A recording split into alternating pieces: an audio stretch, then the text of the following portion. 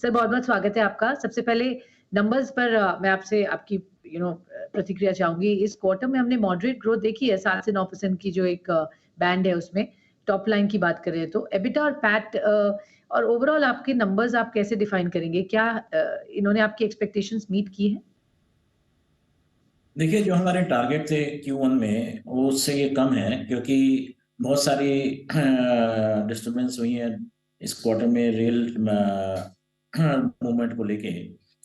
तो गुजरात के पोर्ट्स मुंद्रा और पिपावा की तरफ, चाहे वो साइक्लोन की वजह से हो, चाहे पावर ग्रिड फेलियर की वजह से, फिर पोर्ट बंद होने के अलावा काफ़ी दिन तक सिंगल स्टेट ट्रेन ही अलाउड थी, और फिर पोर्ट में कंजेशन हो गई, तो हमारी वॉल्यूम्स और इनकम इस क्वार्टर में ज़्यादा होनी चाहिए थी, जो कि नहीं हुई है। बट इन एनी केस क्या होगा कि ये जो बैकलॉग छूट गया है जून के महीने में, ये जुलाई में पूरा हो जाएगा, तो इस क्वार्टर में हम उसको पुराने को भी कवर अप कर लेंगे, और इस क्वार्टर में हम अच्छे वॉल्यूम्स एक्सपेक्ट कर रहे हैं, बोथ इम्पोर्ट डायरेक्शन में भी और एक्सपोर्ट डायरेक्शन में। Okay, sure. So in line with expectations हम कह सकते हैं। सर मार्जिन आपके 24-25% के ही रेंज में रहते हैं। आगे क्या लग रहा है मार्जिन्स को लेकर, क्या गाइडेंस देंगे? यहाँ से इम्प्रूवमेंट देख सकते हैं मार्जिन्स में हम? यहाँ से इम्प्रूवमेंट देखिए, ये मार्जिन्स बहुत अच्छे हैं, और इतनी इम्प्रूवमेंट यहाँ से बहुत ज़्यादा नहीं एक्सपेक्ट कर सकते, बट 2-3% अगर ओवरऑल एग्जिस्टिंग फैसिलिटीज़ पे भी, और नई फैसिलिटीज़ जो आ रही हैं, नए लोकेशन जो आने वाले हैं, तो उनमें अगर 2 से 3% का हमारा टारगेट है ओवरऑल मार्जिन, एबिटा मार्जिन बढ़ाने का, तो डेफिनेटली कंपनी के नेट मार्जिन्स काफ़ी अच्छे दिखाई देंगे। और क्योंकि कंपनी को टैक्सेबिलिटी अभी एटीआईए का बेनिफिट 2027 तक है, और जो मैट क्रेडिट एक्यूमुलेट होगा 2027 तक, वो हम 2031 या 2032 तक यूज कर पाएंगे, तो हमारा उस टाइम तक टैक्स आउटगो बहुत कम होगा। Okay, sure. सो ये मार्जिन्स मेंटेन होंगे, यहाँ से और बढ़ने का यहाँ पर स्कोप एग्जैक्टली तो नहीं है, बट ठीक है, आपकी एफर्ट्स वहाँ रहेंगे। वॉल्यूम रेल सेगमेंट में सर किस तरह से रहा? किस तरह के प्रोजेक्शंस लग रहे हैं? What are the operating rates इस वक्त? आप कितने खुद ओन करते हैं और कितने आप लीज कर रहे हैं सर इस वक्त? टोटल हमारे पास 31 रेक हैं, जिसमें से 21 हम ओन करते हैं और 10 लॉन्ग टर्म लीज पर हैं। इसके अलावा हमने 3 रेक्स का और ऑर्डर प्लेस करा है ऑन लीज, जो कि इस फाइनेंशियल ईयर में 2 महीने के गैप पे आ जाएंगे, और जो फर्स्ट रेक है वो अक्टूबर नवंबर में हमारे यहाँ ऐड हो जाएगी। तो हमारी जो रेक्स हैं दे आर मोर एफिशिएंट, और उसी की वजह से हम इतना वॉल्यूम जो कर पा रहे हैं, वो इस इन 31 रेक्स में कर रहे हैं। और क्योंकि हमारे को बढ़ोतरी दिखाई दे रही है आगे आने वाले टाइम में, इसीलिए हम रेक्स भी ऐड कर रहे हैं। तो ये जो हमारा टारगेट है डबल डिजिट में ग्रोथ करने का इस साल में, वो हमको दिखाई दे रहा है कि वो डेफिनेटली हम अचीव कर लेंगे। Okay, sure. सो यहाँ पर वो टारगेट अचीव करने की आप बात कर रहे हैं। Sir container freight station business, यहाँ पर थोड़ी सी हमने डिक्लाइन देखी है वॉल्यूम में, ऑलमोस्ट 3.5% की डिक्लाइन है compare to the same period June में, अगर हम पिछले फिस्कल की बात करें तो। इसकी क्या वजह रही, और ये बिजनेस के वॉल्यूम क्यों डिक्लाइन कर रहे हैं और आगे इस पर क्या आउटलुक लग रहा है? इसमें एक मेन कारण ये रहा है कि कस्टम्स ने एक डायरेक्टिव देके जो बफर यार्ड वॉल्यूम्स थे जो सारे सीएफएस को आता था, वो एक सेंट्रल पार्किंग प्लाजा करके वहाँ डाइवर्ट कर दिए हैं।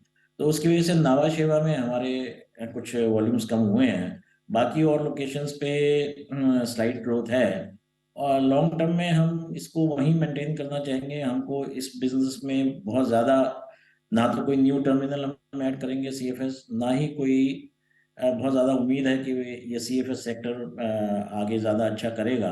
तो हमारा टारगेट यही है कि ये प्रॉफिटेबिलिटी जो लास्ट ईयर रही है हम इसको मेंटेन करके रखें, उतना वॉल्यूम्स मेंटेन करके रखें। तो यहाँ पर कोई ज़्यादा ख़ास ग्रोथ नहीं दिख रही है, मेंटेन करेंगे ये उम्मीद आप कर रहे हैं। न्यू आईसीडी सर इसके बारे में थोड़ा बताएँगे जो which is under construction at Jaipur. क्या डेवलपमेंट हुआ है वहाँ पर और क्या रेवेन्यू पोटेंशियल आपको वहाँ से दिख रहा है? कब तक वो ऑपरेशनल हो जाएगा?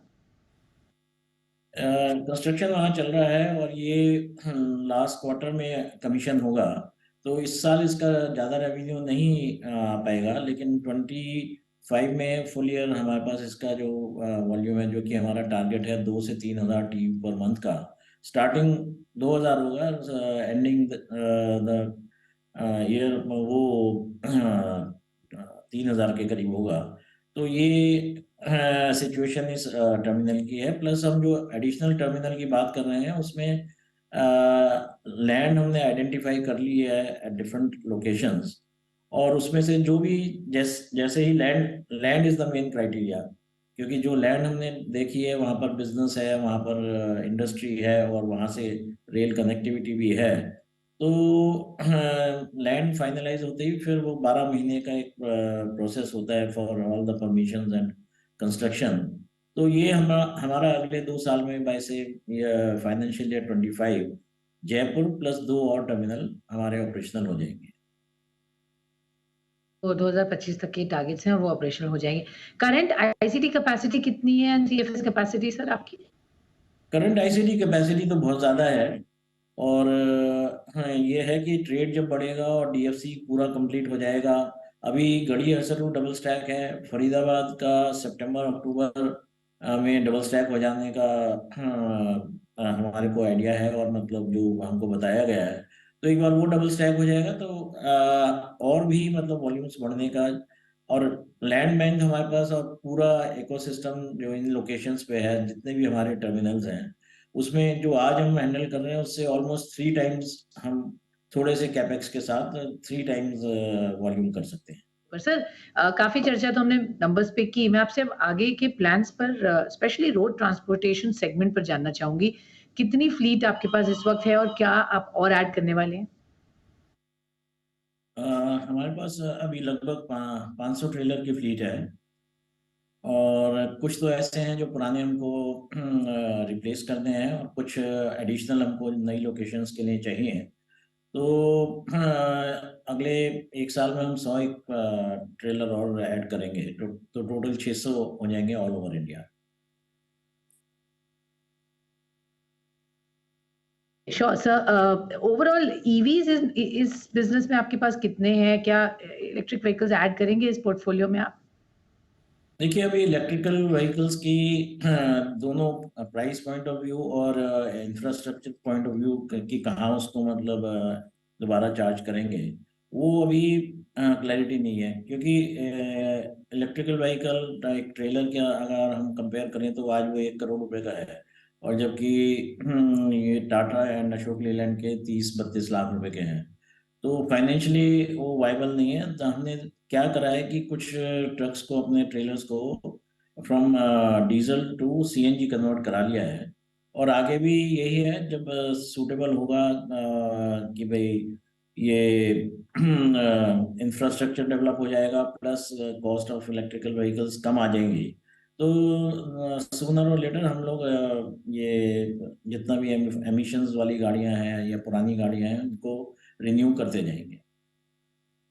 आपके क्या प्लान्स हैं एम&ए को लेकर? ऑर्गेनिकली तो आपने ग्रोथ की बात की, बट इनऑर्गेनिक ग्रोथ क्योंकि आप देखते रहते हो opportunities, in the past you have done some of the acquisitions तो मैं जानना चाहूँगी बिज़नेस को थोड़ा और डाइवर्सिफ़ाई करने के लिए या extension of the current business portfolio को स्ट्रेंथन करने के लिए कुछ हैं things that are on the annual in your on your radar sir कुछ एम&ए अपॉर्च्युनिटीज़ दिख रही हैं आपको और अगर हाँ, तो कैसे उसको फंड करेंगे? देखिए, कुछ लोकेशंस आई थी या कुछ कंपनीज जो अच्छा परफॉर्म नहीं कर रही हैं, वो अच्छा इसलिए परफॉर्म नहीं कर रही कि उनकी लोकेशन खराब है, वहाँ बिजनेस नहीं है। तो वो देखने के बाद उन लोकेशंस को तो लेने का कोई मतलब ही नहीं है। लेकिन लॉन्ग टर्म में अभी ऐसा कोई प्लेयर नहीं है या कंटेनर ट्रेन ऑपरेटर नहीं है जो बेचना चाहता है। अगर जो बेचना भी चाहते हैं उसमें कुछ ना कुछ प्रॉब्लम है। कहीं बिजनेस नहीं है, कहीं उनके पास सिर्फ ट्रेन्स हैं, उनके पास आईसीडी नहीं है। तो हम जो भी अपने आईसीडी बनाएंगे, हमारा full 100% rail capacity and rail movement gateway की होगी। और फर्स्ट माइल और लास्ट माइल भी हम अपने ट्रक से करते हैं, उसमें लगभग 35-40% हम लोग करते हैं और बाकी मार्केट ट्रेलर्स जो या कस्टमर अपने जिनके अरेंजमेंट हैं। तो ऐसी कंपनी कोई अभी सामने आ नहीं रही। अगर सामने आ भी रही है तो वो अभी बेचने के लिए तैयार नहीं है, या मतलब थोड़ा मन बना रहे हैं, तो उसमें टाइम लगेगा। और उसके बाद फिर वैल्यूएशन का आता है, तो वैल्यूएशन ऐसा कोई भी एसेट नहीं है अभी इस कंटेनर ट्रेन ऑपरेटर्स में जो सेल पर हो और जिसकी वैल्यू कोई बहुत बड़ी हो। ओके, तो अगर ओके, कोई अपॉर्चुनिटी आई भी तो 200-250 करोड़ का एक्विजिशन होगा, वो मतलब में हम ओके, लोग मैनेज कर लेंगे from okay, internal accruals as well as debt. Sure. Okay, तो इस वक़्त कोई अपॉर्च्युनिटी है लेकिन आप तैयार हैं और 2-250 करोड़ तक की वैल्यूएशन की हम बात कर रहे हैं इस पर। बहुत-बहुत धन्यवाद सर, हमें समय दिया आपने और बताया किस तरह से नंबर्स हैं और आगे इम्पोर्टेंटली कैसा है आउटलुक।